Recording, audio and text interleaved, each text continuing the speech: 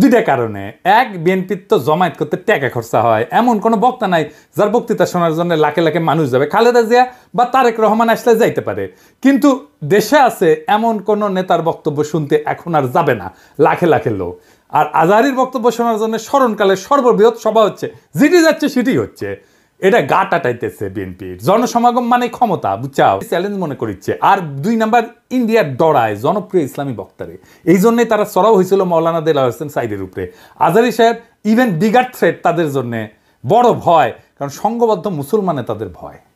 আজহারী জামাত করে না, তার বয়স কম, তারা যুদ্ধাপরাধী বানাইতে পারবে না, চমৎকার কথা বলে, আধুনিক, মননশীল, অপূর্ব সুন্দর গলা আর চেহারা, মাশাআল্লাহ, ইংরেজি বলতে পারে ভালো। এইরকম একজন দায়ীকে কোনোভাবে টলারেট করবে ইন্ডিয়া? করবে না। এক বেকুব তার মাথার দাম ধার্য করেছে, শুনেছেন? শুনেন।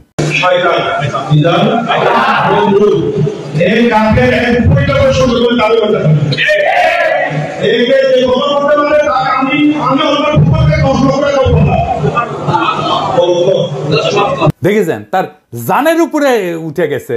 পুলিশকে করছে ওই হারামজাদার এখনই ধরে প্যাকেট করেন, ওই যে কইছে 10 লাখ টাকা দিবে, ও প্যাকেট করেন।